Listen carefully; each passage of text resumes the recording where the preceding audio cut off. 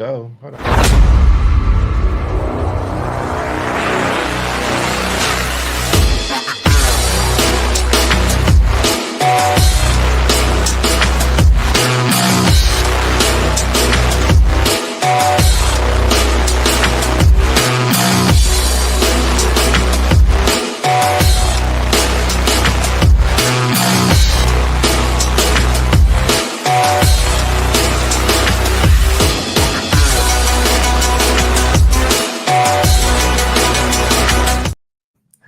Hello, everybody. I almost did your winnow thing, Omar. But I can't get it like you, bruh. I can't do it like you.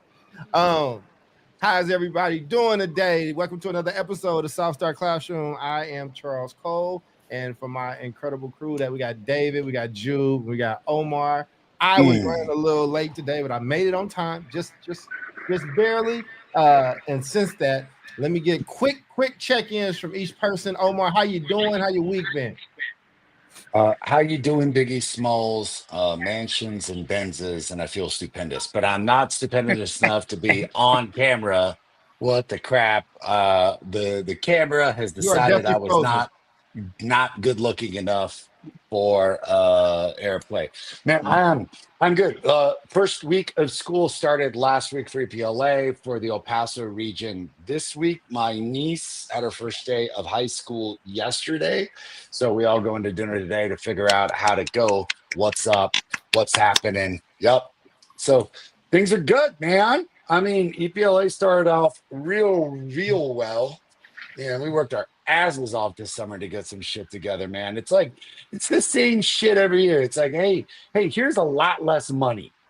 Now figure out how to do more. So yeah, state of Texas, federal government, we don't know what kind of money's coming in, if any money's coming in.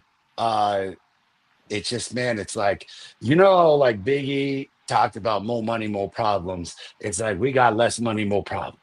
But we're gonna figure it out, baby. We're gonna figure it out. How y'all doing? Man, that's what's up, man. Happy to hear that. Jude, how about you? How you doing over there? I'm okay. The summer is flying by. My sons, they're eating double protein. One egg is $9,000. And so I'm just trying to stay employed so I can buy eggs for my children who decided that they want to do high protein diet and work out when eggs are $9,000. Man, you best take your ass to Costco and get them liquid egg whites, man. Somebody just told me that today. Now, me and my sister do talk about getting a farm and getting a rooster and naming it, getting some chickens. But I'm not there yet. I think my Jamaican mom will need to teach me how to catch the chickens. She said she used to catch chickens when she was a kid, and she's a little traumatized. So I don't have anybody to give us that professional development yet. But if that changes, I'll let you know. But other than that, agility. It's great agility. My friend Sharif, David knows Sharif for A Black Hands. They have a full chicken coop, a full thing, and he can teach me. They have a bee. They have like they do their own bees, harvest bees, eggs, all that stuff. Yeah, just gotta watch out. I love that. That's dope, man. Sherlock Holmes used to harvest bees. You said watch out for the coyotes. The coyotes try to eat the chickens. Absolutely. Yeah. Fox, coyotes. Everything tries to eat the chickens. Man, the poor thing can't even fly. My ass trying to find that chicken and fry it, baby. Oh my God. That's why you have to watch out for coyotes and foxes, because they can't fly. And Omar, oh my God. And yet they're Roscoe. not an endangered species. That's a new episode. Chicken, the real endangered species. Nah, they ain't endangered. I don't know, man. I don't know if David has They're in danger. If David has any information on raising chickens. But how you doing, David? Never.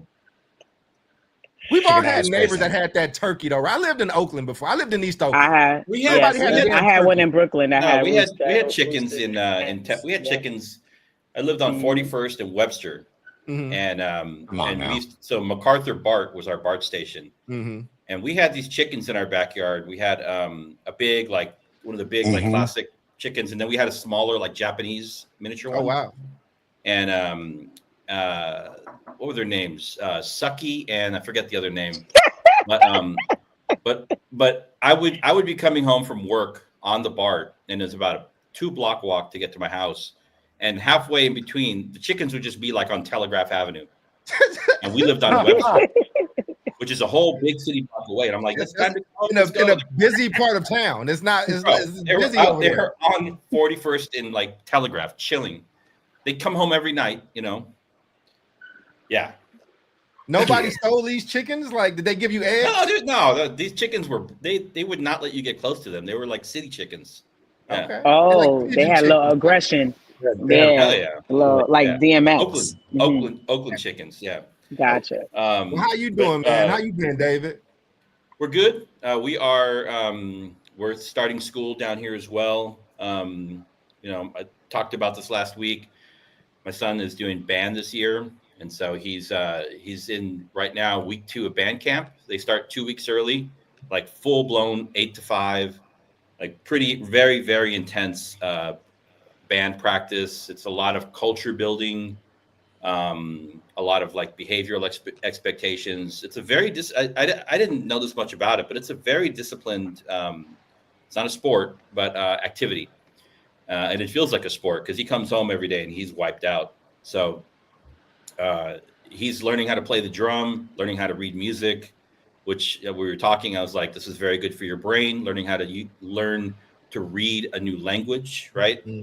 Of symbols. And so that's been happening. And then, a lot of good work has been happening on the professional front. A lot of my clients, the work that I'm doing with them is maturing, and we're moving from some of the projects are moving from like planning into implementation. A lot of the charter networks I'm working with, just really upping their game around like governance and things like that, moving to like the higher level skills. So that feels good. You know, things are moving along. Well, that's dope, man. I congratulations, especially in this climate.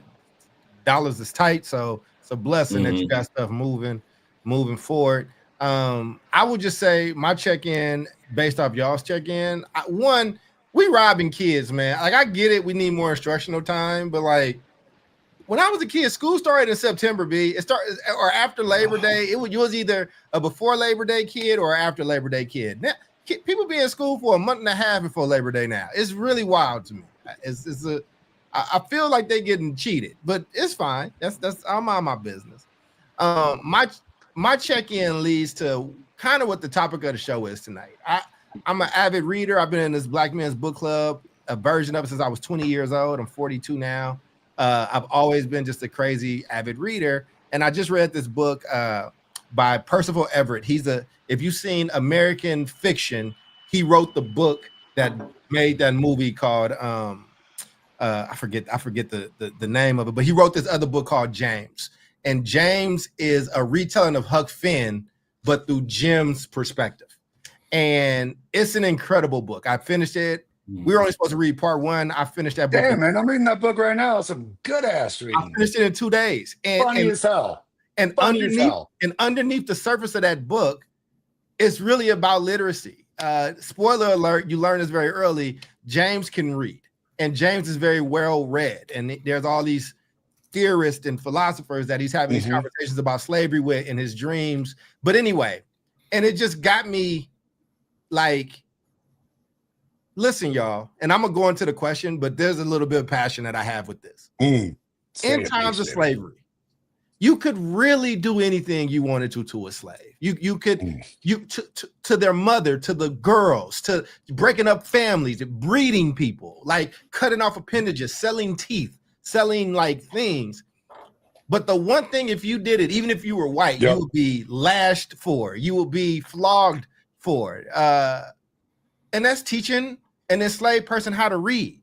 Like, literacy was seen as such a tool, such a powerful thing. Frederick Douglass said, because if you can read, you're not fit to be a slave, right? And now we live in a time where I tell you 3 out of 10 of us can read or are reading on grade level or at or above grade level.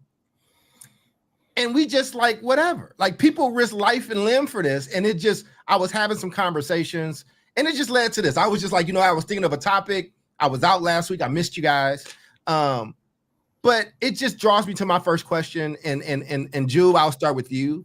Like, if literacy was just once dangerous enough to make it illegal for enslaved people to learn how to read and write, like what does that reveal about the connection of literacy and power today? Like does literacy still carry the power that it once had? And I wanted to bring this to this group because it's not just a Black issue.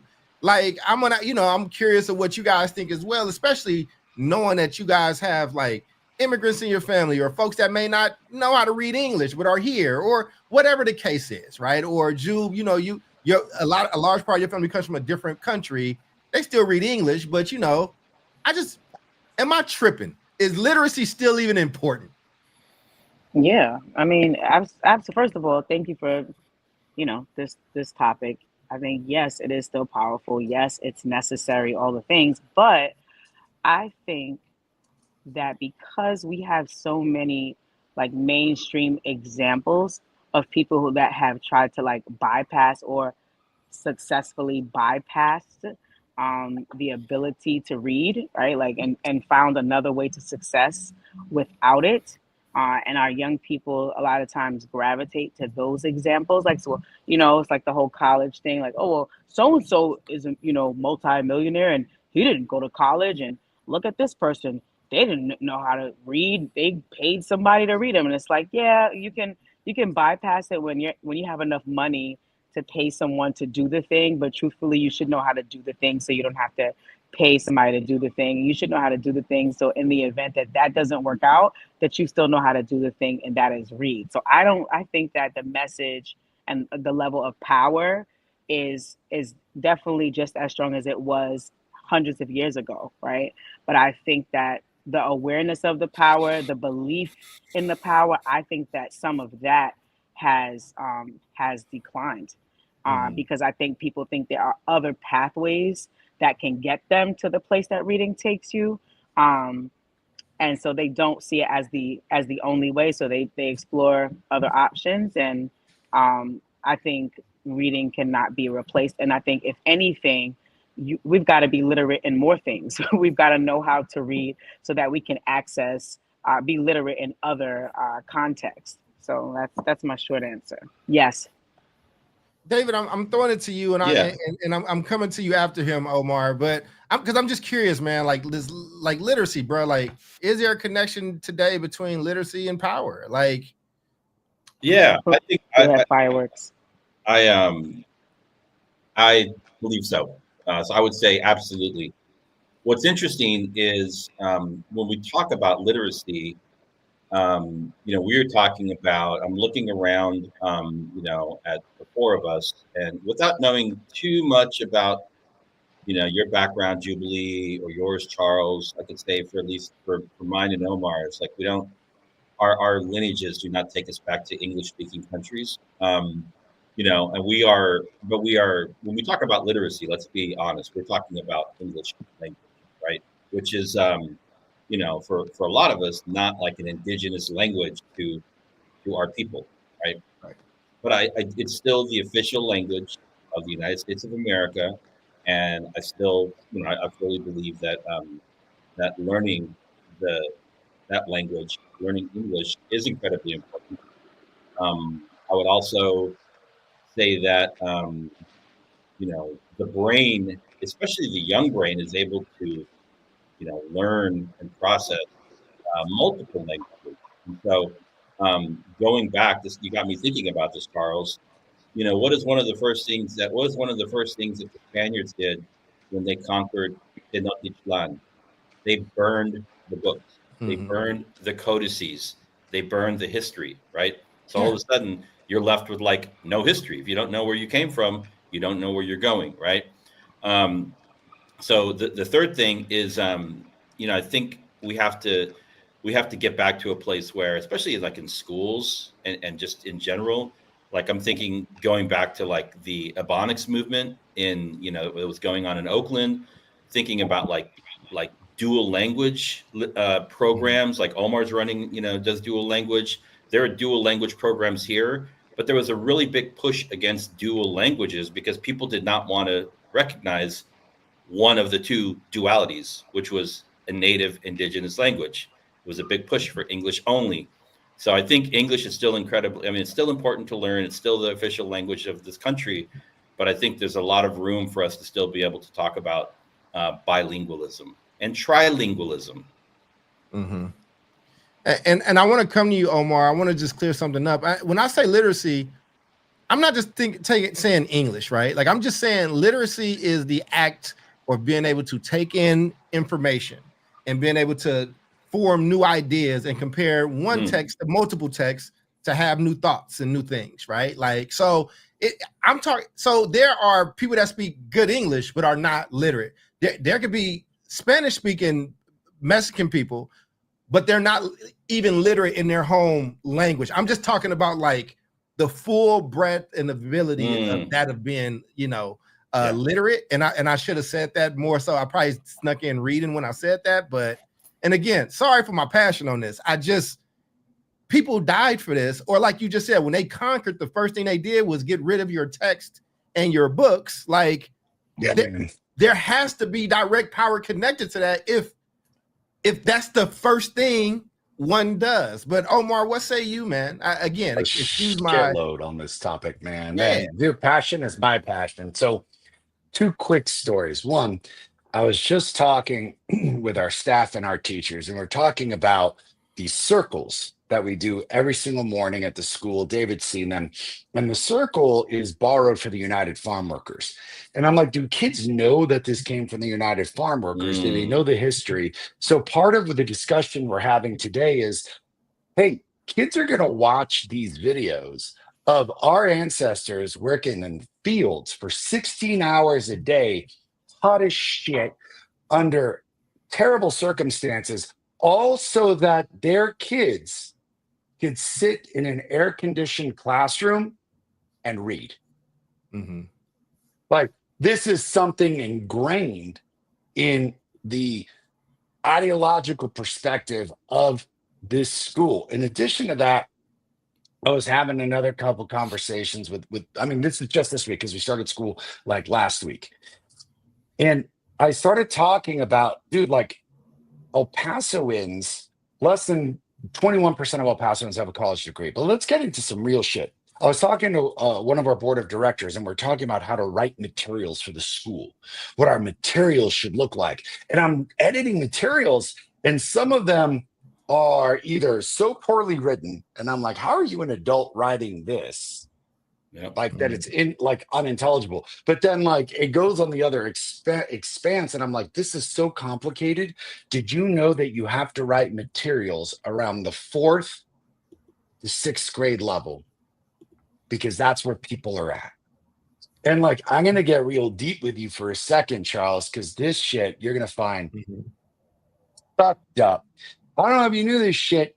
About 54% of Americans read below a 6th grade literacy level. Yep. That's Americans. The majority of our country is fucking functionally illiterate for the most part. That's crazy. Isn't that some shit? Right. And you're like, well, where does that hold power? Hey, man, you want to know a direct correlation to that?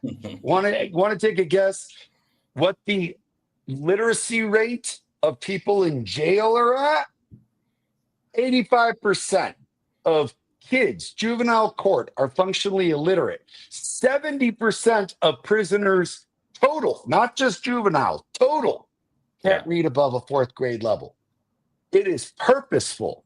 Literacy is completely compounded with both power, but it is something that the Catholic Church used to suppress people. Oh, you can't read this Bible? Let me interpret it for you. Let me tell you what Jesus did. Because you can't read it. And they kept people functionally illiterate to ensure that they held the power. David properly brought up the fact that they destroyed languages like Quechua in order to subjugate people and say, now you're depending on us to read this Bible in a language that ain't yours, like Spanish. Hell, Americans can't read. And that is a direct pipeline to stealing their power in jail. Is this happening today? Hell yes, it's happening today. Is it purposeful? Hell yes. Are people talking about burning books in Texas? I was about to bring up burning books. Literally. I mean, and there's a books, reason. kind of weird ass Gestapo shit. Never in my life in 2025 would I think, oh, let's burn a book. Like, who the hell are these people burning books? Oh, baby, the 54% of Americans who can't fucking read anyway, so they're burning a book they couldn't even read. But that's a power move. But that's what I'm saying. It has to be power connected to that, right? If I'm taking away your text, if I'm taking away your books, if again, Huck Finn is not even in, it's on that banned book list. It's insane. You know what I mean? It's like Mark Twain, man. And again, man, when you think about somebody like Mark Twain who has some undercurrents in what he was writing and what he was trying to get across, like I like Mark Twain. I appreciate what Mark Twain was doing, and like, why does this book need to be banned? I just, fellas, and Jube is coming back, but I'm writing this article, and I'm writing it like it's like a long form article. This is like my book writing notebook, right? Like I'm handwriting all of this. I'm not done, but I was just going through this, and I was just thinking about my grandmother, and my grandmother was born, bruh, in let me see, man. My grandmother was born in 1920. Bruh, the Civil War ended 55 years before she was born. Like her great aunt, her aunts, her parents, her grandparents, all of them were born not just as slaves, but in a time that if they got caught reading, they would be flogged. And if somebody was helping them, they would be flogged. And I'm writing this book, and this is what connected me to these other questions, right? I mean, this article, and I'm thinking about my grandmother. And I'm just like, yo, and here's the actual definition of literacy. I put it in our group chat, but it's a good ass. Just so, don't just read the Webster's one, right? This is the definition from the National Assessment of Adult Literacy. Literacy is the ability to use printed and written information to function in society, to achieve one's goals, and develop one's knowledge and potential. Literacy is agency. That is the article that I'm writing. Bro, I ain't even I didn't do this on purpose. I'm coming back from somewhere. I have a Black Panther shirt on. You know what made the Black Panthers the Black Panthers? When Bobby Seale and Huey P. Newton sat in the now defunct Merritt College, which used to be in North Oakland before it moved to East Oakland. They sat in that library at that community college, and they were reading, and they read that in California you can legally carry a rifle. And that's how they did their first major demonstration, and the reason why California got gun control afterwards. The only time the NRA has been on the side, that's right. Control. That's right. People forget about that. That's crazy. But right, you my OG, David. It's like the tool to that was what? The catalyst to that was what? Their ability of having literacy and using that to spark agency. They read law books, took that information and said and made a conclusion. Oh, we can go and make a statement by us going disciplined and carrying these guns and these rifles to, like, that's power. That's super power, right? But we just throw it away. I'm just so fascinated. I'm fascinated and I'm hurt by this stuff because I'm like, bro, when we say these numbers, bro, 85% of those kids in jail, bro, like if you can't read, the chance that you go into jail rises up exponentially. It is a function of common sense and of thinking and critical thinking. So now that we're a country that's in the situation that we're in, and we're yelling about the election beforehand, well, it's easy for Trump to pull wool over people's eyes, or it's easy to be told these things because we can't read for ourselves to discover the information. And then because you haven't read, you're unable to dissect the critical information. So you're looking at something, you're reading something that's basic as shit, but you're not then going into more complicated sites, like whether it be like NPR, Al Jazeera, anything else. But then it doesn't even allow you the critical thought to be like, oh man, I wonder if this is some bullshit. People are just like floating shit around, being like, this must be real. I think that is the majority of Americans, by the way, which still is like, a lot of people, 54%. Holy shit! Isn't it crazy? Go ahead. It's crazy. Hey. Jump in, David. Again, y'all got to pardon me today. That's a Trump majority. I like it. I think like it hot. the one thing when I look at the definition that you provided, Charles, and I appreciate the definition because it takes into account things like which have nothing to do with being able to read a language, but like the power of spoken language and the power of oral histories, right? Oftentimes, like our oral histories exist and they're passed down from generation to generation. And eventually, call it organized academic literature catches up and documents these things. But, I remember growing up and as a young boy, and my dad would constantly tell me about stories of him and his family growing up in South Texas. There were farm workers. He would provide me with direct accounts of, situations where they were picking, from South Texas, all of a sudden they're up in the Upper Peninsula of Michigan picking cherries. And then 2 months later, they're in the orange, groves of Florida, right? Or whatever, artichokes in Arkansas, all over the country, right? And all of that is like experience. You get to go, and experience different cultures. And all that became part of our family's like shared oral history. Eventually, literature caught up to it and is documenting it through actual literature, but also like music, right? Like you talk about like Mexican American, Texas American history. You're talking about the corrido, right? Or Mexican corridos, right? This is like songs. It's like you can like equate it to like rap music, right? Like a story, somebody telling a story through a rap song, through a corrido, through something else, and passing down history that way, right? And those things are, they also tend to get controlled in some way, shape, or form if the narrative is not something that supports the dominant like power structure. We know that. I think of things like art, of music, of graffiti art, all different forms of communication, all different forms of literacy. So I think this is a very interesting topic. I'm a big like music person. So I don't know if you both remember the 1979 at Kaminsky Park in Chicago, the disco demolition night, right? This is 1979. There was a very popular Were you here? radio Did you come DJ. here? No, I was 9 years old, man. Oh, okay. I was like, you lived a life. No. But I remember this happening. So there was a big movement. These people got 50,000 people to show up to the stadium to burn a bunch of disco records, right? In 1979. Why disco records? At the time, disco was heavily and still is a music that is brought up by and supported by Black and Latino people, LGBTQ, right?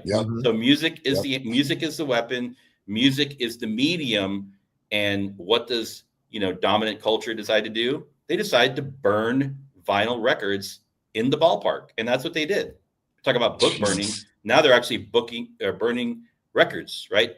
It's the same thing, right? It's kind of but it happens to be music. So man, crazy enough. I don't know if people know this. Rap music, the advent of rap came from disco. And I don't think anyone knows that, man, because that's where the two turntables came from.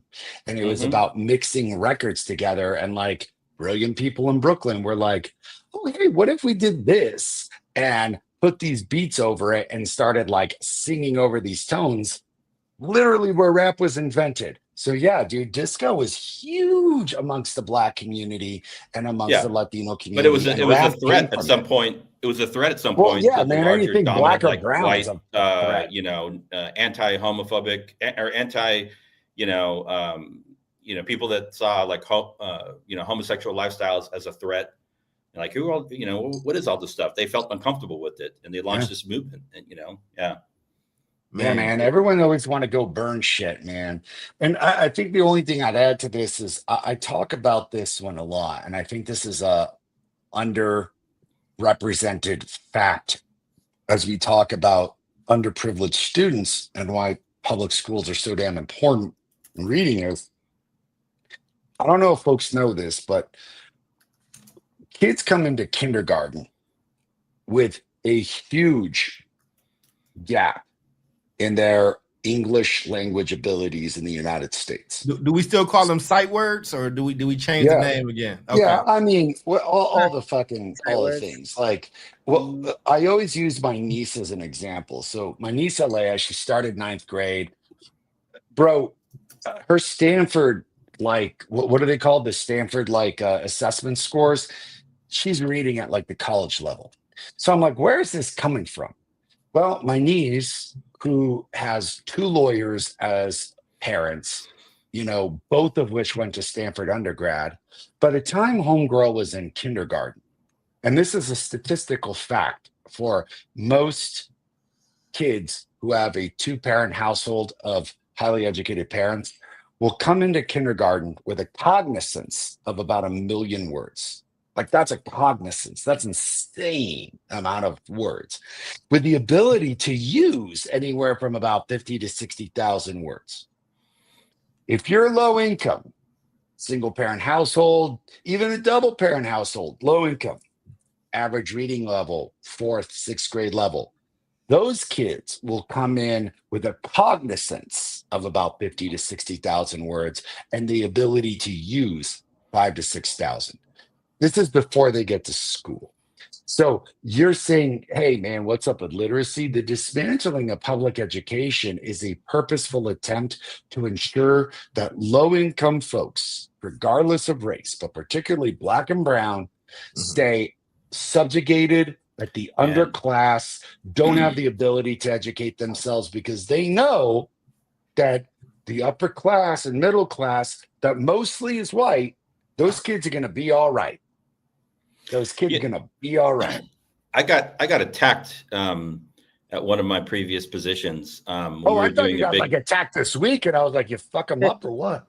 No. I was attacked last night. I'll tell you about that separately. But when we were doing this big literacy push at Urban Montessori Charter School, I talked about those statistics about exposure to words and reading. And, I tried to do it so people didn't feel like, I was pushing a deficit. Like denigrated, right. But I'm like, it's real, and we can change it, and we can help provide it. We can put books in your home and help you with reading practices and this and that. And I got attacked for being racist. And I was like, that's what the data says, about exposure. You got attacked for being racist when you're a Mexican about reading? Oh, yeah, that's crazy. Yeah, but it's about like exposure to words, exposure to sounds, exposure to ideas and things like that. It is what it is. Yeah, man, it's a big deal. Has been the same since before I became an educator over 20-something years ago, and it's like, school's always going to be the great equalizer, right? And I think when we get children pre-K, right, pre-K through 2, we've been blessed with such an opportunity to help them make gains very quickly. And I heard one of the principals in one of our breakouts today say, "I told my teachers no more cutting and pasting."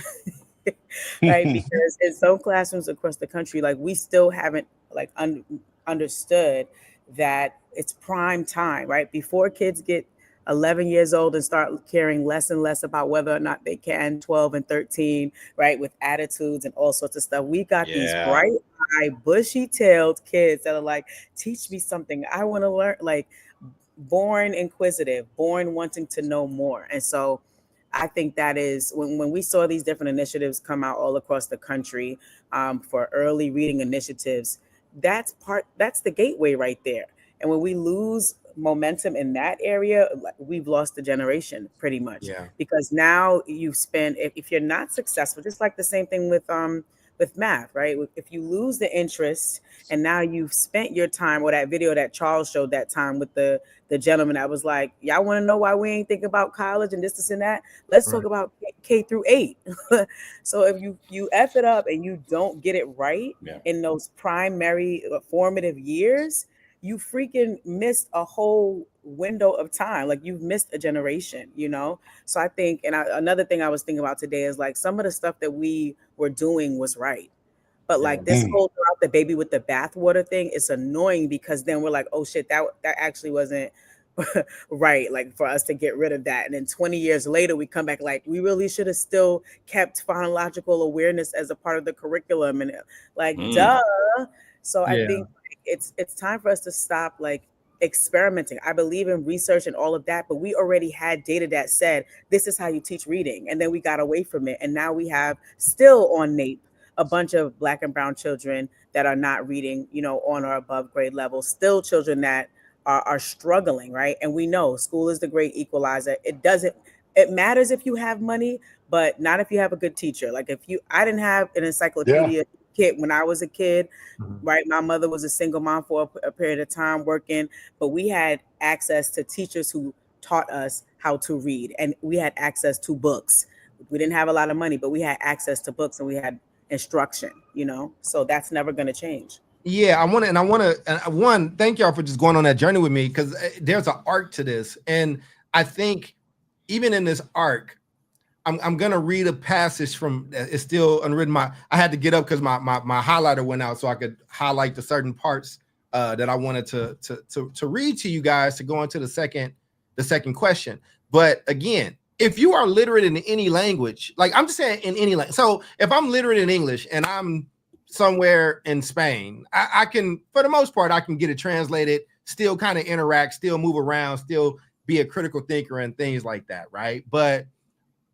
And what you just said, Jubilee, we got kind of into the nuts and bolts of why people aren't reading better or why literacy. I'm with you, and I agree. That's a whole other show. I'm talking about, we see these numbers and we're not incensed. Like we're not like, the urgency of the common man or woman is not happening. It's not coming up, right? Like, I'm not talking about a Chinese immigrant who was very, very smart in China and came here and don't know English. I still consider that person literate, right? If they can read that text, they can get things translated. But here's the thing, because I'm connecting literacy to agency and to power. I'm really trying to have this thing. So I focus on my grandmother a lot. Her name was Ozetta Hooper, and I'm reading from the rough draft of this essay that hasn't even been typed up yet. She was an older Black Baptist woman when I came into her life, my granny, meaning by the time I had sat in front of her as a child, she had sat in the front of thousands of church sermons, Black Baptist church sermons, to be clear, meaning she has prayed for discernment at least 100 times. So I grew up having discernment prayed over me, which is 80s agency, even though we like to change every word and term. Anyway, the power of prayer, even if you don't believe in the divine, is still a very powerful act. It is, in this case, the act of a custodial elder inputting in me a very distilled and pointed message directly into my very young developing psyche. Whether I knew what the term meant was irrelevant. I didn't know what the term meant, but it didn't matter. This woman personally asked her God to bless me with the gift, the skill of discernment in a ritualistic way that would infuse itself into my body and help develop the man that you see today. Like, so this brings me to my second question to you all, right? Because I threw my grandmother some love, and we all have talked about and reached into the past. And my grandmother, literate enough, I guess, but not in the scale that we're talking about. So my question to you all, and I want to come to you first, David, on this one. How have lessons from elders? Mine is discernment, prayer, storytelling, but there's different cultures. There's different things that people do. You know what I'm saying? Like, how have these lessons from elders shaped our agency and how we intentionally pass them forward? Like, I'm not going away from literacy as an agency as power, but this is an arc and the next connection to that. Yeah, I mean, it is a form of literacy. It's part of our spoken history, I think, and I touched on it earlier. I think the the volume, and it's interesting because you said this thing where like your grandmother was talking to you even from, you know, when you were a youngster, right? Ever since and I I think was a about baby, and I think about like teachers talking to their students, and you're like, they're not like listening, they're not taking this in, but we always are. We always are. Students are. You were doing it. It takes time for you to like hear this information, hear the stories, and eventually when you're ready, you start to make meaning of them, right? But you can't make meaning of it unless you have the information, and it doesn't happen overnight. So I just go back to the power of like storytelling and oral histories. Right. I mean, I think for me and for what it's done for my generation, is it's helped us to understand why we are here, where we came from, where we are going, or where we can go. So it's incredibly grounding, and none of this came from a textbook. None of this came from social media. None of this came from the news. You know, this is all like spoken history, and there are thousands of stories that we've heard. You know, up until the time that, you know, my dad passed away several weeks ago, continued to tell stories about our family and our history, right? And so just it's something that you can't quantify. It's not to be quantified, but it's, I mean, if you think about it, this is us as our most primal as human beings. Before we had books, before we had any of this stuff, you know, storytelling, visual storytelling was how we passed information from generation to generation as humans were literally developing. And we are still doing it. And I feel like when we lose that, then we've not just lost our ability to understand our own history, but we've actually lost a good part of what it means to be a human being. So, man, I appreciate that, and I appreciate you sharing that piece with your dad. I don't know if you've heard the Clipse new album. You should listen to it. I'll drop it in our group chat. Listen to the first track. It's them. They recently, they're brothers. They recently both just lost both of their parents within a few months of each other, and it's one of the most beautiful songs I've ever heard. And I will make sure I send it to you. I know you're a hip hop head. Omar, I'm coming to you, Jube. You're on deck. Like, you know, we heard where David was coming from, what he was reflecting on. And you've done this a little bit too with us, Omar, without us asking, right? Like, but how have the lessons from your elders, who may not have had everything to give you, but they gave you what they could, like, how have those lessons shaped your agency, and how can we intentionally pass them forward? And, you know, in this context, we're talking about this lost literacy, we're talking about this lost critical thinking. How did they help build this incredible man that's in front of us on this show right now? Oh man, I appreciate that. I mean, I think it starts with my mom. And, you know, I come home fourth grade, and fourth grade in Texas is some Texas history, which is like, man, it's some bullshit. Like, that whole course is just fucking propaganda. And I taught it in the seventh grade. So I was like deeply marred in this propaganda. And my mom's like, wait a minute. What? You're learning what? And she whips out, we were lucky enough to have encyclopedias, both in English and in Spanish. And she whips out the Mexican encyclopedia and looks at like the Alamo, which is like a sliver about that big. Wow. Which is basically like, we abandoned this fort, and they decided to come and use it to their advantage, and then they are traitors, so they shot us and we slaughtered the shit out of them. And my God wouldn't say they used the word slaughter. They were like, they're traitors, they shot us, we fought back, and there goes that. Whereas that in Texas history is like a whole chapter of a textbook, the Alamo, like one chapter of like a whole unit on the Texas Revolution. And my mom's like, now read about the Texas Revolution in this.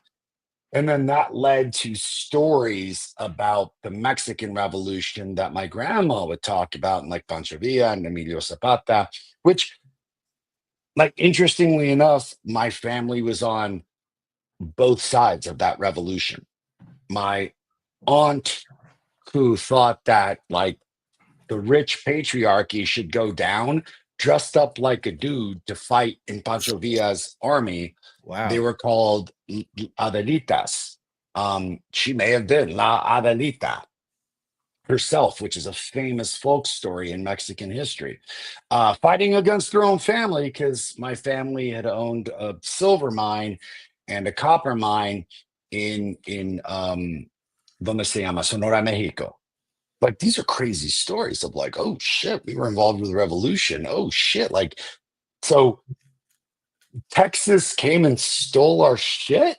And that started critically thinking and revamping my ability to grow up and be like, so if I read something, maybe I should understand what the motivations are behind that text.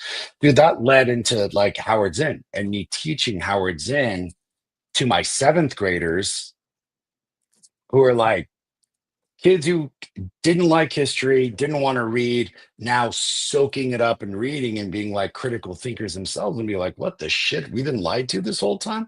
Like, I don't know about lied, but you've been told some sort of story. And here's a different part of that story. And then I took that old encyclopedia and printed it, both the exact words and then a translation. So I'm like, look, you don't believe my translation? Here's the exact words. Go translate it yourself if you don't believe me. And they were all shocked because it started with the stories, Doc. Mm-hmm. And then that led into the literacy. But it's very purposeful that Cortés and his group started to destroy the like Aztec codices, because those weren't just Aztec codices. That's like Mayan and Tolmec and Olmec, like that goes way back. And when you destroy those stories and you destroy a culture, much like history books do, they get to rewrite it in whatever fashion you want. And there's no better example of that than a Texas history textbook. Yeah. Read that shit. That shit is some fucking racist ass propagandist bullshit, making these liars, traitors, like I'm talking like scoundrels, dude, like William Barrett Travis, who like left his wife indebted with tens of thousands of dollars and fled and left her with 2 kids and mountains of debt, is some celebrated hero. And I'm like, why, dude? Because he came to Texas to run away from debt, commandeered a building, and shot at people who were literally his countrymen. That's the rewriting. So I'm big on this folklore stuff because they are purposely trying to burn, get rid of, and destroy those stories so that they can make the stories in their own image and much to their advantage. And dude, that's how you get people acculturated versus critically thinking. And I ain't for acculturation of any kind. I mean, I appreciate that, man. And as I come to you, Jube, I put the definition of literacy back up there, and I'm gonna come to you because I want you. I'm gonna put the question back up for you. Sorry, just around, you talk about your mother, your grandmother, and things like that. So while you gather your thoughts, I'm just gonna transition. I'm just gonna use this example from David real quick. I mean, if we're looking at the definition of literacy is the ability to use printed and written information to function in society, achieve one's goals, and to develop one's knowledge. And, along a few years ago, David and I were looking at this A through G thing, and we just took that information, organized it, put it someplace, and then I would eventually, in my company, go and tour and talk to over 1,500 students, and now they became literate in A through G. Like it changed. You know what I'm saying? Like, it's not just being able to read words, it's being able to get information and use it to some kind of end. I just wanted to give other examples, right? Because even if somebody can't read, they're using what they got to give you what they can. And so I just wanted to take that opportunity to throw David some love, because there were 1,500 kids, and most of those kids, after we taught them that, looked at that they principal or looked at their teacher and said, why didn't you tell me that? Why didn't you tell me that we might be boasting 90% graduation, but really only 50% of us are college eligible? Like, that's what literacy as agency, as power, all these are interchangeable terms. Yeah, man. That's what that means. Jude, tell us about, how did your lessons from your elders, like determine whatever, how has that shaped your agency, and how do we intentionally pass them forward? You talk about your sons a lot. So The floor is yours. It's funny. I just had a conversation. We do weekly family meetings. So yesterday we had our family meeting, and we just kind of were touching base. I asked them, like, what was a challenge and what was a win, and kind of went around the table. And I reiterated my stance around the importance of school. I was like, I know mommy says school schmool. Sometimes I do, because I think sometimes schools be bugging, like, children are human and you're doing a little bit too much, right? But I was like, I know I say school schmool, but if this is important for you, right? Sid, you're going into your junior year, and you know what that means. He's like, yeah, college. I'm like, yeah, this is the year. He's taking all AP classes. Zach is going to start high school. So just reiterating, right? But that is me sort of carrying on the legacy of what we did when I was a kid, right? And we used to always come and sit around the table and have our family dinner, family meetings, right? And that's where the stories were told. That's where we got to shout each other out and celebrate one another and have real conversations. And so I think that's one piece, right? Like the legacy that is it shows up in my education and how I am training up my sons to continue to value education, value literacy, right? Value the ability to think critically and all the things. Even though when I was a kid, right, my mom went to school to get her first degree when she was 37, right? She had to get a GED. My grandmother, I didn't get to hear a lot of stories from her, like verbally per se, about her own educational experience, right?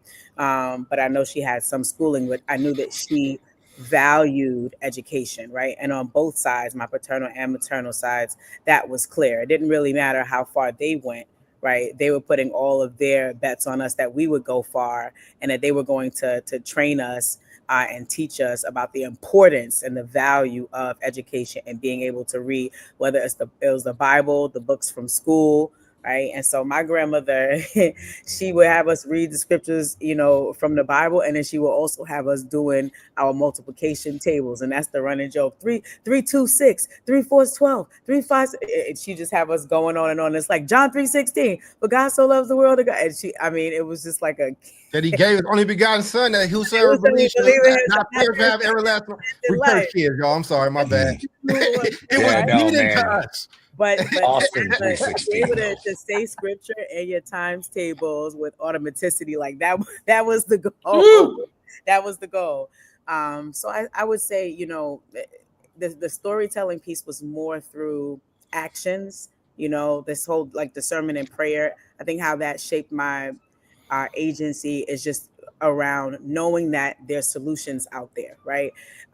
Prayer was a means to an end. It was to soothe the soul and to soothe the heart, but it also was to seek out a pathway for a solution to a problem, right? And that's not necessarily something that my grandmother verbalized per se, but she was known as the church mother. She was a prayer warrior, and she passed that down to us. Hey, you in a bind?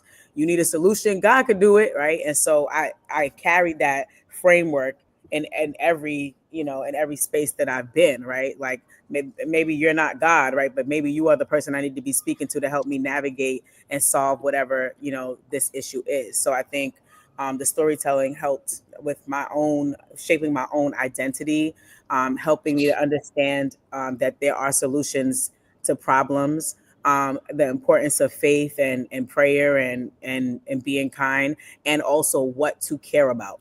Storytelling helped me to understand like what we should care about, right? And back when I was a kid, I mean, we knew we were Black, right? But it wasn't, we talk about it all now, like Black and brown kids and my family, they didn't do that. I mean, they're like, listen, we're West Indian, came here with nothing, right? And so we're not gonna come from nothing to bring y'all here so y'all could be nothing. Like you gotta be something, right? I think also the last thing I'll say is taking nothing and making something was also one of the stories that was constantly told, right? That we may have next to nothing or nothing at all, but we're gonna take this can of sardines and we're going to saute it up with some onions and whatever. We're going to make some white rice and some vegetables, and here's a meal. We're going to make every kind of porridge known to man. We're going to make cornmeal porridge, banana porridge, plantain porridge, wheat porridge, Maltex, oatmeal, grit. We're going to make and everyone's going to be full and everyone is going to be happy and satisfied, right? So I think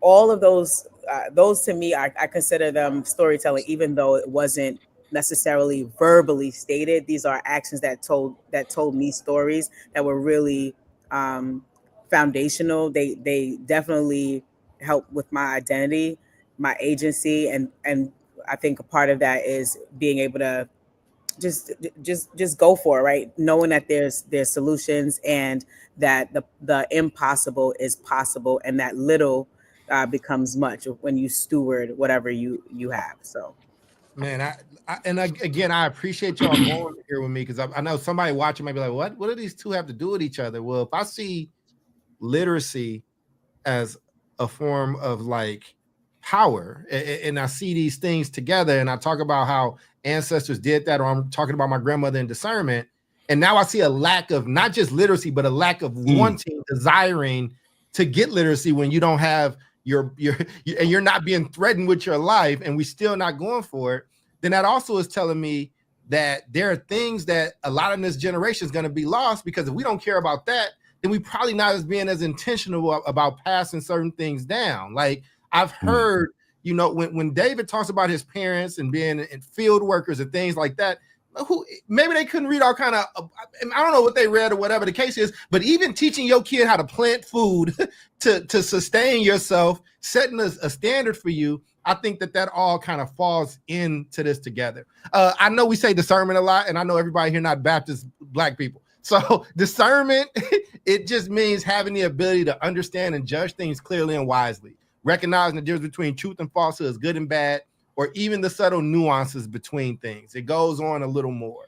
And I'm bringing in this ancestral piece because I'm reading James, I'm reading these other books. I'm always inundated with data about who can read and who can't. And it's not a coincidence that Trump won with about 54% of all the votes, and about 54% of all the people that read is reading at a 6th grade level. I'm not saying it's directly the same thing. I'm not saying that it's a correlation. But as Omar might also chime in, it probably ain't nothing. There's probably some there. And I appreciate it, because I'm struggling to write this piece. I'm getting through it, but just no computer, no machine, just kind of really just going and writing, because I'm like, I need to flex my literacy. I need to like take these things and write them down. So I just appreciate y'all. Let me answer the question, and then I can go into final thoughts. The question 2 was just, how are these lessons from elders shaped our agency, and how do we intentionally pass them forward? I think one, you got to care. I think one, you have to not be beat into submission. Again, people, like risk life and limb to learn how to read, and now we're proud. People are proud that they can't read. Yep. People I've been made fun of before for sounding white or being like you think you a smart kid. like, really, right? Like kick my ass. Like really though, right? And then I'm like, well, and I read what these ancestors went through. I read I love my grandma, the sweetest woman, who probably saw whose mom, whose aunt, uncles have been whipped by adults as adults. Like, and I'm gonna not read when I can, or like somebody whose family crossed the Rio Grande or came from the top, from the bottom of South America and made their way up here for generations, and you just not gonna honor that, or in your case, your people from the Caribbean who made that trek from Africa, however, and then got here, and it's like, we came here so you can have all this opportunity, and you just not gonna do it. Right. That's how we honor it. And so listen, whether it's us as Baptist people that honor our dead, or Catholics the way they honor their people, or the way Mexicans have Day of the Dead, or the way that the Chinese have filial piety. If y'all don't know, that's just it's where it means respect and obedience to elders, but it's really they honor their dead, right? They actually stop and pay homage to it don't matter where you come from. It don't matter your skin color. It don't matter if you came from Africa, China, Mexico, whatever. It's not a coincidence that we all share these same rituals. And I just feel like schools are failing us, yes, but I come from a people that stole knowledge, that was okay stealing the ability to read, and now it's legal, and we don't want to have nothing to do with it. So I didn't mean to be over with it. I appreciate y'all indulging me on this scatterbrain joint. That's what happened when I run into the door and just do the show. But I do want to go on the final thoughts. I want to go in there and I want to start with Jubilee and we'll end with you, David. Ju, why don't you kick us off? You're on deck. Oh, sure. I mean, look, reading is power, knowledge is power, literacy is power. We need the things we've always needed. The things. Hey, Miss Hanson. Hold on, let me flirt with your mom real quick. Hey, Miss Georgia Hanson, how you doing? we you know, your daughter does get on our nerves a little bit, but you are incredible. Hi, mommy. Continue, please. But yeah, we need the things, and then we need everyone to support with the development of all these things. Like it always took a village. It still takes a village, right? We need families at home doing the bit they can. I used to tell my parents all the time, this really has nothing to do with money. It has to do with attention and effort and understanding, right? Like the best gift that we can give a parent is understanding. Like this is where your child should be. This is where your child is. Here are some things you can do to help your child fill this gap, right? If you just work on that little thing every day at home, you can help Johnny read. At school, everybody cares. Do your lesson plans, study, model, think aloud, have your small group, right? We need everybody, right? And the movie that always comes to mind when I think about this literacy piece is Akeelah and the Bee. Like, it always stands out in my mind because the young lady excelled because she had everybody on board. She had the village on board, right, to help her be agentic, right? She had the mailman, she had teachers, she had people in her community, her neighbors, she had the coach, right? And yes, there were naysayers, and yes, there were people that are like, this girl, please, girl, you don't need to be, when you a girl, you black, you got all these strikes against you, girl, please, right? But the village held up the importance and the power. They knew there was power in there, so they helped her, and then she became the champion, you know? And that is what I think every child deserves. We can't let it die. It doesn't matter how many other bypasses they create. Reading's always going to be powerful, and so is storytelling and passing down the legacy of reading and the power therein. Final thoughts. And we got another ransom in the thing. You know, I just that's my daddy. Oh Lord, you know these two little West Indian people. We got both parents in this joint. Oh, daddy. Do you see this? Hey, don't give her all the credit. Yeah. Represent for the dads. Go ahead. There you go. David said, yeah, dad's gonna be getting, we don't get no love out here. Daddy and mommy, they told a lot of stories. Daddy told way more stories. He's a storyteller. So he might need to be on this show one day so he can tell y'all some stories too. I love it. Omar, final thoughts from you, brother. Man, I will keep it hot because you brought the heat, and I'm gonna bring even more heat. For all those, like, and I talk about it a lot, these like constitutional experts who are driving these big ass pickup trucks in the state of Texas, who are like, they got their like Second Amendment fucking badges on the back of their car, and they're talking about like freedom and the Bill of Rights. Like, my favorite shit, much like, you know, man on the street, woman on the street, is I ask those people, like, hey man, name me all of them Supreme Court justices. All 9. Oh, hey, give me the 9th Amendment. Forget about just like anything else. Just give me the 9th Amendment. Give me the 7th. Give me 3 through 10. You're going to sit here talking about the Bill of Rights and amendments when I guarantee you, you can't even fucking read them. That language is not easy, by the way. The language of our founding fathers was not easy. So do I blame them? Fuck yeah. Don't go out there and be a hypocrite and be like, I'm all for freedom. You can't even tell me the 3rd Amendment and shouldn't the 4th Amendment. Like, shut the fuck up, because you're part of the problem. And they are. The illiteracy of this country is something that I think is devastatingly purposeful. You keep people ignorant, you can convince them of anything they want because they can't read the difference. Right. Even these cats who are throwing this Second Amendment bullshit on their pickup trucks, guarantee you didn't read them Bill of Rights. And if they did, I don't even know if they understood them or if they could recite them. And those are those folks. Imagine those of us who are purposely kept illiterate so that we could be ignorant, so that we could be subjugated. You're right, Doc. Literacy is absolute power. I think it's an absolute thing that this country is doing. Particularly, I think the Republicans love the idea of an illiterate, uneducated country. Yes, they're dismantling the Department of Education right now to make sure that they can be the people that convince you they're the heroes, they're the saviors, instead of people empowering themselves through literacy to save themselves. So I'm with you, man. It's not only purposeful, it's happening today. And just for my grandmother, RIP, that you said they lack the ability to be able to tell the difference between good and bad or clear and wise. What would that? They lack what, Omar? Come on, we got to get somebody not black to say discernment.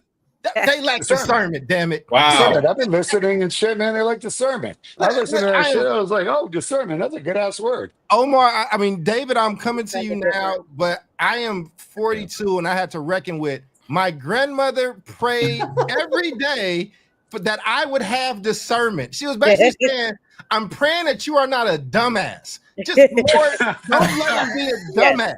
Yes. Just Lord, just that help you don't the boy. get got, that you don't get hoodwinked, bamboozled. My Mexican home would say, "Don't be a bendejo." I don't know. It translates. Can you imagine your grandmama praying that over you every day, David? I'm just David. The final. Oh, they did. They didn't use that term, but they didn't use discernment. But yeah, tonto, pendejo. Anyways, yeah. It all connects. It just got a different accent on it. That's what I'm saying. It all is the same thing. It's pretty much, yeah. So I mean, I think I want to go back to the storytelling aspect as we close out here, because I'm not going to lean into the technical pieces of literacy. I think that's all incredibly important, but I want to give another shout out to the power of storytelling and oral history. It was very interesting. One of my mother's sisters, my aunt, who's still alive, was listening to our show a while back. I got to get reconnected to my Facebook so they can watch. But the last time I saw her, she says, "Hey, I really like your podcast." I was like, "Oh, you're listening?" She says, "Yeah, you talk about a lot of political stuff, and it's interesting that you have, you have Latinos and two African American, hosts." And she, to some random family party, sat me down for an hour and told me about experience that she had as a very young, aspirational Brown Beret. She was in the Brown Berets, which was the Chicano Mexican American version of the Black Panthers. Oh. And she told me the story of my shirt. That's all. That's not just one, but two trips that she had taken to California to do organizing work with the Brown Berets in the late 1960s, early 1970s, where she met Huey Newton and Angela Davis in organizing meetings. And I was like, cool, I always saw you as my aunt, my tia, and now you're telling me that you were part of this movement and cultural, political activism, intersectionality blew my mind. Right. Mm-hmm. And so I think, again, it's just the power of oral history. And I think what that does for us is that it grounds us as a people. And it also helps us to recognize that as we're talking about the struggle, we're always looking at opportunities to work together in the future, but also recognizing that we have worked together in the past. Right. And so I'll end it there. Man, I know I'm not as buttoned up as I normally am as how I execute these, but I'm writing this thing and I'm just letting that spirit take over and just really trying to honor this lady, man, that I only knew till I was 9, but still the most impactful person in my life ever, and who couldn't give me very fancy things. And I think as we talk about this, listen, we can and Jube, I appreciate where you're going, the technical pieces of literacy, and I'm with it. We with it. You know I am down for getting at the system and these schools for sucking and being terrible. But right now, I'm talking to communities. I'm talking to people. I'm talking about David's Tia. I'm talking about Omar's people and the stories that he heard about that and having to reconcile that he had family members on both sides.